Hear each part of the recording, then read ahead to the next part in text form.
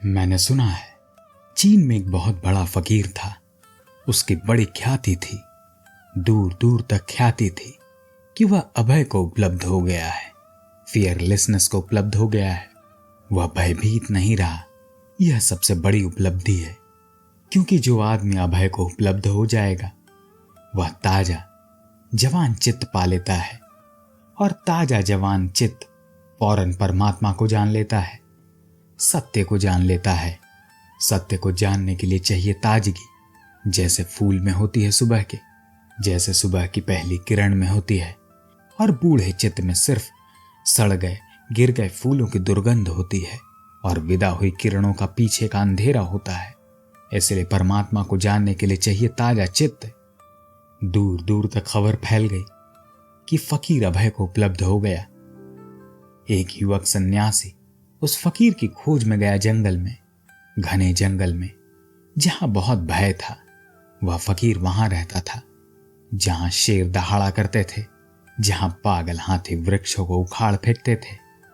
उनके ही बीच चट्टानों पर वह फकीर पड़ा रहता था। रात जहां अजगर रेंगते थे वहां वह सोया रहता था निश्चिंत। युवक सन्यासी उसके पास गया, उसी चट्टान के पास जाकर बैठ गया और उससे बातें करने लगा। तभी एक पागल हाथी दौड़ता हुआ निकला पास से। उसकी चोट से पत्थर हिल गए, वृक्ष नीचे गिर गए। वह युवक कांपने लगा खड़े होकर, उस बूढ़े सन्यासी के पीछे छिप गया। उसके हाथ पैर कप रहे थे। अब वह बूढ़ा सन्यासी उसको देखकर खूब हंसने लगा। उसने कहा कि तुम अभी भी डरते हो, तो सन्यासी तुम कैसे हुए? क्योंकि जो डरता है उसका सन्यास से क्या संबंध है। हालांकि ज्यादातर सन्यासी डरकर ही सन्यासी हो जाते हैं। पत्नी तक से डरकर आदमी सन्यासी हो जाते हैं। और डर की बात दूर है, बड़े डर तो दूर है, छोटे बड़े डरों से डरकर सन्यासी हो जाता है आदमी। उस बूढ़े सन्यासी ने कहा कि तुम डरते हो, सन्यासी हो तुम, कैसे सन्यासी हो? वह युवक कांप रहा था। उसने कहा कि मुझे बहुत डर लग गया, सच में बहुत डर लग गया। अभी सन्यासी वगैरह का कुछ ख्याल नहीं आता। थोड़ा पानी मिलेगा? मेरे तो होठ सूख गए, बोलना मुश्किल है। बूढ़ा उठा, वृक्ष के नीचे जहां उसका पानी रखा था पानी लेने गया। जब तक बूढ़ा लौटा, उस युवक सन्यासी ने पत्थर उठाकर उस चट्टान पर जिस पर बूढ़ा बैठा था, लेटता था, बुद्ध का नाम लिख दिया। उसने उस पत्थर पर लिख दिया नमो बुद्धाय। अब बूढ़ा लौटा, चट्टान पर पैर रखने को ही था, नीचे दिखाई पड़ा नमो बुद्धाय। उसका पैर कप गया, चट्टान से तुरंत नीचे उतर गया। अब हंसने की बारी इस युवक की थी। वह युवक खूब हंसने लगा। उसने कहा कि डरते तो आप भी हैं, डर में कोई फर्क नहीं है। और मैं तो हाथी से डरा, जो बहुत वास्तविक था, और एक लकीर से मैंने लिख दिया नमो बुद्धाय। तो पैर रखने में डर लगता है कि भगवान के नाम पर पैर न पड़ जाए। किसका डर ज्यादा है? वह युवक पूछने लगा। क्योंकि मैं खोजने आया था अभय। मैं पाता हूं कि आप सिर्फ निर्भय हैं, अभय नहीं। निर्भय हैं सिर्फ। भय को मजबूत कर लिया है भीतर, चारों तरफ घेरा बना लिया है अभय का। सिंह नहीं डराता, पागल हाथी नहीं डराता, अजगर निकल जाते हैं।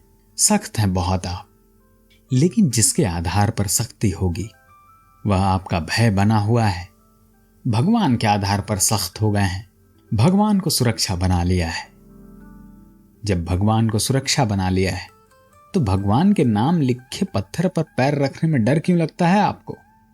उस युवक ने कहा कि डरते आप भी हैं, डर में कोई फर्क नहीं पड़ा।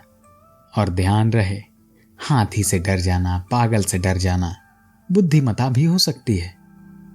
जरूरी नहीं कि डर हो, बुद्धिमानी भी हो सकती है। लेकिन भगवान के नाम पर पैर रखने से डर जाना तो बुद्धिमानी नहीं कही जा सकती। पहला डर बहुत वास्तविक हो सकता है, दूसरा डर बहुत साइकोलॉजिकल है, बहुत मानसिक है, बहुत भीतरी है। हम सब डरे हुए हैं, बहुत भीतरी डर है। हम सब तरफ से मन को पकड़े हुए हैं, और हमारे भीतरी डरों का आधार वही होगा जिसके आधार पर हमने दूसरे डरों को बाहर कर दिया है। जब भी कोई निर्बल होता है, जब भी किसी में लड़ने का बल नहीं होता, तो एक ही गाना गाता है वो कि निर्धन के बलराम।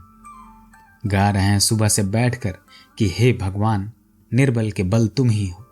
किसी निर्बल का कोई बलराम नहीं है। जिसकी निर्बलता गई वह राम हो जाता है।